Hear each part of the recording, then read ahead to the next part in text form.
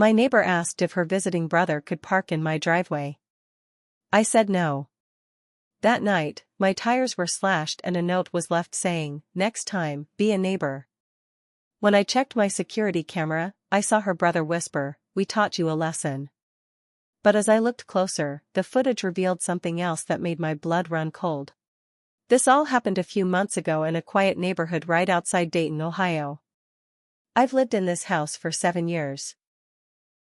Nothing major ever happened around here. People kept to themselves. You knew your neighbors just enough to nod when passing by. That was the kind of place this was. My neighbor Rhonda moved in about 2 years ago. She lived alone. Mid-40s, always dressed like she was heading to church, even if it was a Tuesday afternoon. We weren't friends, not even close, but we were polite. I said hello, she waved back. That was the extent of it. One Thursday afternoon, I was changing the oil in my garage when she came over. She had that look. You know the one. Big smile, trying too hard. Fake sweet. "Hey there," she said. "My brother's coming into town for a few days. Would it be okay if he parked in your driveway overnight? Just for tonight. My side of the street's packed, and the curb in front of my place isn't really usable." I didn't even think about it much. "Sorry, no. I need the space clear. I work early tomorrow, and I don't want to be blocked." She gave me this forced chuckle. "He won't block you in. He drives a small car." I looked at her. Still. I'm not comfortable with someone else using my driveway. There was a second where I saw her whole face change. Just for a flash. Her mouth tightened, her jaw clenched. Then it was back to the fake smile. "Okay, I get it. No problem." She turned and walked off. At that moment, I didn't think twice. But now, looking back, that second of silence, that little twitch in her face, I should have taken that more seriously. That night, I stayed up late watching TV. Around 11:30 p.m., I stepped outside to take the trash to the curb. The second I stepped onto my driveway, I heard the faint hiss. At first, I thought it was a sprinkler. Then I saw the tire. Slashed. Then another one. Then all 4. Someone had taken a knife to every single one of them. But that's not the part that made my stomach turn. There was a piece of paper under my windshield wiper. Just a torn notebook page. It said, "Next time, be a neighbor." My heart was pounding. I looked around. The street was quiet. Not a sound. Just wind. I went inside, locked every door, and pulled up my security camera footage. I have a camera pointed straight at the driveway and another at the porch. At 11:05 p.m., a man walked up the driveway. Black hoodie. Big guy. He kept his head down. He crouched by my front tire. His hand moved in a stabbing motion. Then he moved to the next tire. And the next. After he was done, he stood up and turned toward the curb. Someone was waiting there, just out of frame. He leaned toward them and said, "We taught you a lesson." The camera picked it up. The words were quiet, but clear. I zoomed in on his face. He looked up just for a second, probably checking the street. The camera caught the side of his face in the light. I recognized him. It was Rhonda's brother. He had a long scar down his left cheek. I'd seen him before, maybe twice, helping Rhonda carry boxes into her garage last summer. Same scar, same hoodie. My hands were shaking. But then something even worse came up. I replayed the footage, looking for details. That's when I saw it. Before he slashed the tires, he leaned over and peered into my driver's side window. Not just a quick glance. He really looked. Then he took out a flashlight. Small, maybe pocket-sized. He aimed it inside the car. At first, I thought he was just trying to see better. But no, he held something else in his hand. It was small. Flat. metallic. It caught the light. It took me a minute to figure it out. He was taking a picture of my dashboard. Or something in the car. That's when my blood went cold. Inside my glove box was a sealed envelope. It had a little over $3,000 in cash, money from the vending machine routes I manage for work. I usually collect from 5 to 7 machines during the week and drop the cash at the bank on Friday mornings. I'd put the envelope in there earlier that day because I forgot to bring it inside. It was hidden under some folders. There was no way he could have known exactly what was inside. Unless someone told him. Unless Rhonda knew. That's when things clicked. This wasn't about parking. This wasn't about some petty neighbor thing. They were planning something else. I couldn't sleep that night. I kept replaying the video. I watched it over and over, looking for anything I might have missed. At 2:18 a.m., a white SUV drove slowly past my house. I watched it on camera. Same SUV I'd seen Rhonda's brother drive last time he visited. It drove by again at 2:44. And then again around 3:30. I stayed up until the sun came up. The next morning, I filed a police report. Gave them a copy of the footage. They wrote everything down but didn't act like it was serious. "You've got a clear case of vandalism," one of the officers said. "But unless there's actual theft or a break-in, there's not much we can do." I asked if they could at least talk to Rhonda or her brother. "We can knock, but unless they admit to anything or we catch them doing something else, this won't go anywhere." I knew right then I was on my own. So I did what I could. First, I moved the cash out of the glove box and into a safe I installed in my bedroom closet. Fireproof, bolted down. Then I installed 2 more cameras, one near the backyard gate, and one hidden in a fake birdhouse on the side of my garage, pointed straight at the driveway. I also changed the alarm system on my car. It now had motion alerts that pinged my phone. Then I waited. That weekend, Rhonda had a barbecue. Neighbors came over. I watched from my upstairs window. Her brother showed up. I saw the scar. Same hoodie. Laughing like he didn't just destroy my property a few nights earlier. I watched him shake hands with people like he lived here. I stared at him for a long time. A few days later, Rhonda knocked on my door again. This time, she asked if she could borrow my garden hose. I didn't answer. I just stood behind the door, not saying a word. She waited a few seconds, then walked away. But I watched through the peephole. Before she left my porch, she pulled out her phone and took a picture of my driveway. That's when I knew. They were planning something else. Something worse. And I was going to stop it before it happened. After Rhonda took that picture of my driveway, I felt something shift. This wasn't some stupid neighbor dispute anymore. This felt targeted. It felt like they were watching me. Studying me. So I did something I hadn't done before, I started watching them back. I rearranged my work schedule so I could spend more time at home. I started taking my laptop into the living room, keeping the blinds cracked just enough to see outside. Every morning, I took notes. Who came and went? When her brother showed up. What cars parked out front? I kept everything written down in a spiral notebook I hid in a drawer. A week went by with nothing major happening.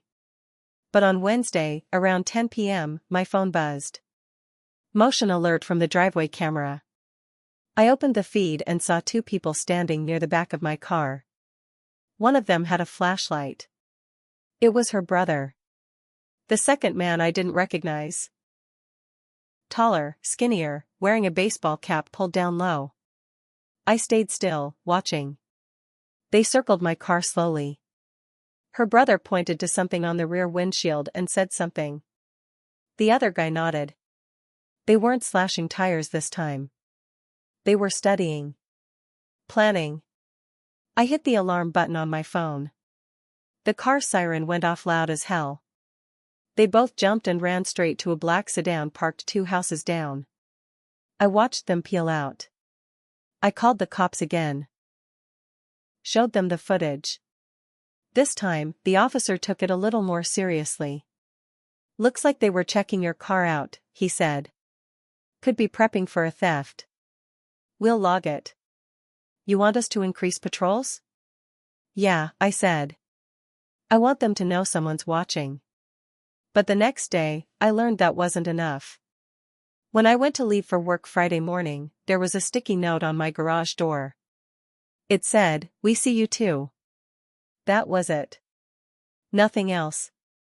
No name. No threats. But the message was clear.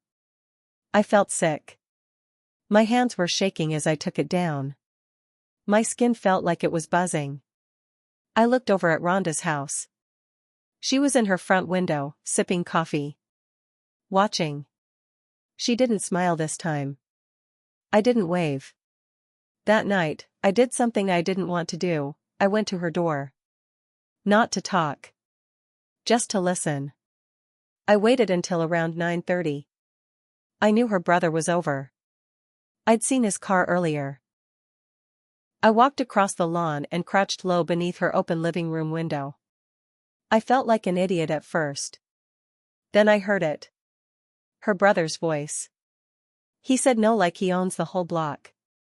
People like that think they're safe 'cause they got a camera. Then Rhonda, you had your chance. If you'd just gone in the first time, we wouldn't still be dealing with this. Her brother again, I ain't done. I want what's in that house. That's when I realized it wasn't about the car. Or even the cash. They were planning to come inside. That same night, I called a locksmith and had every single lock in my house replaced. I added a bar lock to the back door. Then I drove to a sporting goods store and bought something I never thought I'd buy, a baseball bat and a can of bear spray. I didn't sleep much that weekend. Sunday night, I heard something again. It was around 2 a.m. I was dozing on the couch when I heard a soft metallic click. Like metal tapping glass. I stood up slowly and walked to the kitchen. There was someone at the back door. They were trying to pry it open. I grabbed the bat and flipped the porch light on. They took off running. I caught a glimpse of the scar. It was her brother again. I called the cops. Again. But by the time they arrived, he was gone. No prints. Nothing to hold him on. The next morning, I went full lockdown. I called in sick to work. Set up a camera inside the house. Put a second motion detector inside the kitchen. And I started digging into Rhonda. It didn't take long. A few public records and some Google searching, and I found out that Rhonda had a sealed record in Missouri, possible fraud charges, but no convictions. Her brother? Not sealed. 2 burglary charges in Indiana. 1 for grand theft auto. And a restraining order from a woman in Kentucky who claimed he stalked her for over a year after she refused to date him. He wasn't just a troublemaker. He was dangerous. And Rhonda? She wasn't just letting him stay over. She was helping him. I knew I needed to stop this before it escalated. So I came up with a plan. I wouldn't confront them. Not yet. But I was going to set a trap. And this time, I'd be ready. After finding out about Rhonda's record and her brother's background, I realized I wasn't just dealing with 2 angry people. These were experienced scammers. Predators. People who'd done this before. And now they were circling me like I was a mark. I couldn't let them get away with it. But I also knew if I went to the cops again without something solid, they'd write me off like they did the last time. So I started building a case. I copied every piece of footage I had onto a USB. I printed every still image I could capture where his face showed up.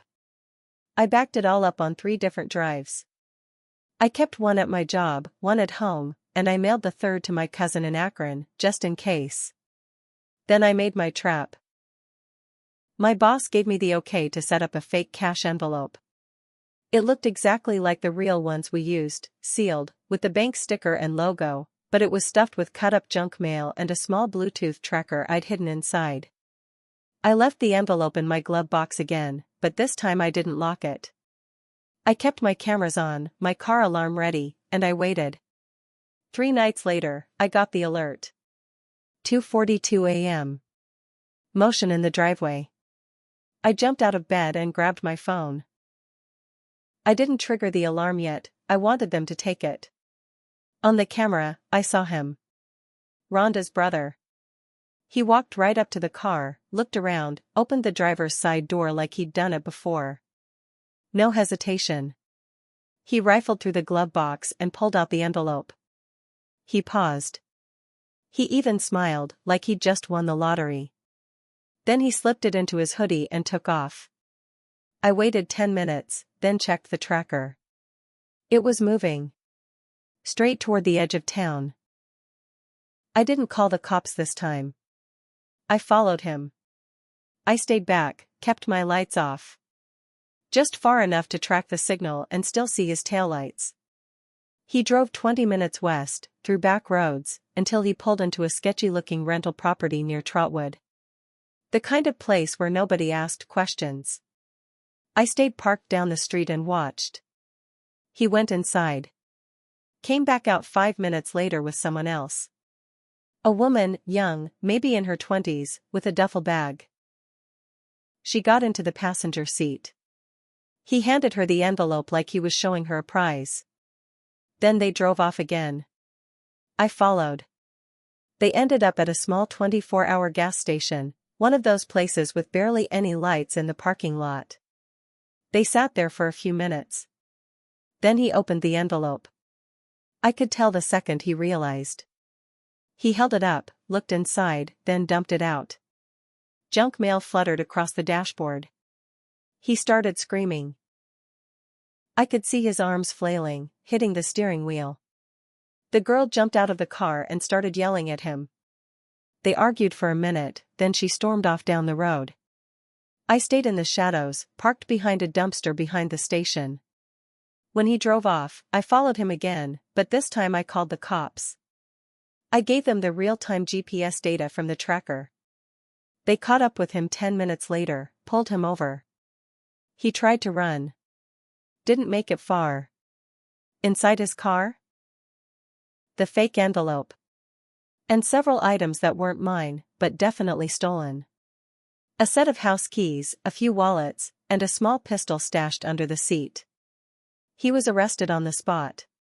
But that wasn't the twist. That came the next day. Rhonda came over. This time, she didn't smile. No fake charm. Just cold, dead eyes. "You think this is over?" she said. I didn't say a word. I just stared at her. She leaned in close. "You think you're safe because he's in jail? You don't know anything about me." Then she walked away. I watched her go, heart pounding, ears ringing. That night, I checked my cameras 5 times. I didn't sleep. And the next morning, my back gate was wide open. Someone had been inside my yard. Again. This time, it wasn't just her brother. This time, it was her. And I finally realized, this wasn't about the money. This wasn't about a driveway. This wasn't even about revenge. It was about control. Rhonda was playing a long game. And I wasn't done fighting. After Rhonda left my porch with that threat, "You don't know anything about me," I knew I had to end this before it got worse. The look in her eyes. It wasn't just anger or annoyance. It was something colder.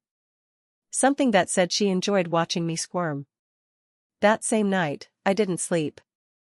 I sat in my dark living room, watching the monitors. I armed the alarm system, made sure every door and window was locked, and kept the bat within reach. But I also started thinking bigger. If this was going to end, it had to end completely.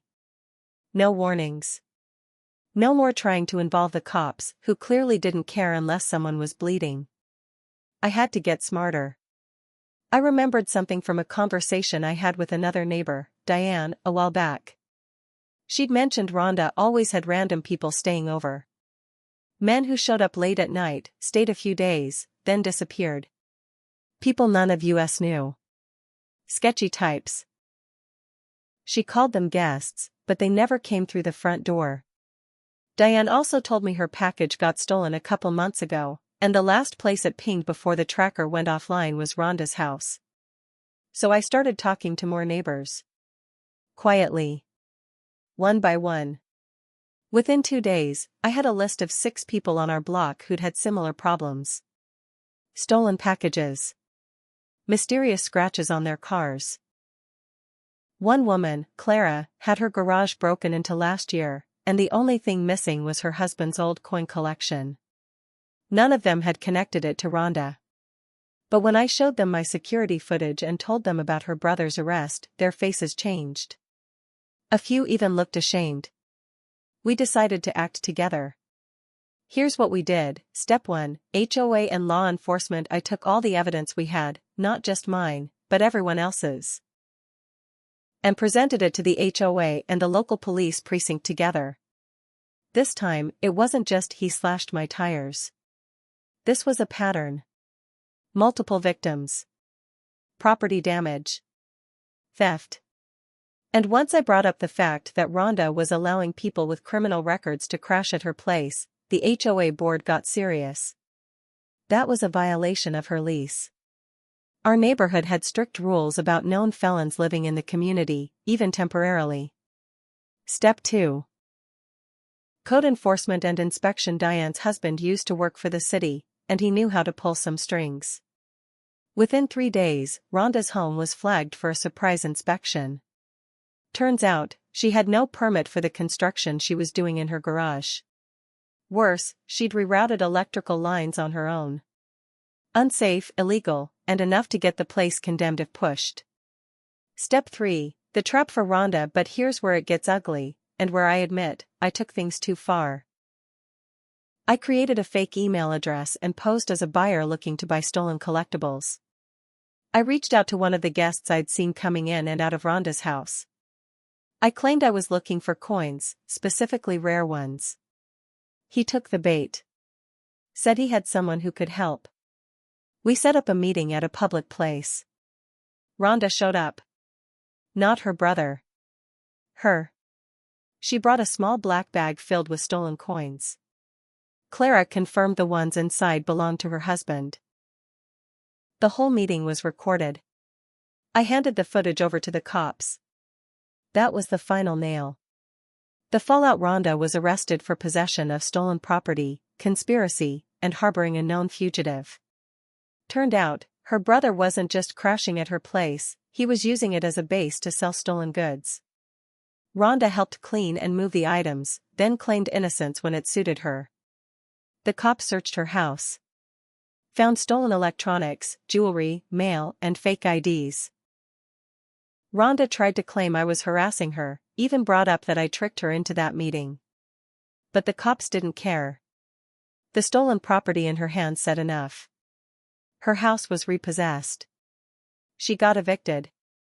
The last time I saw her, she was in handcuffs, screaming at the officers that this was all my fault. But I wasn't innocent either. I told myself I was protecting the neighborhood. That I was standing up to bullies. But the truth? I wanted revenge. I wanted her to feel trapped. Exposed. Afraid. I could have just let the police handle it when they arrested her brother. I didn't. I went further. And I liked it. Maybe that makes me no better than her in some ways. But unlike her, I didn't lie about it. After it was all over, I slept like a rock for the first time in weeks. The neighbors thanked me.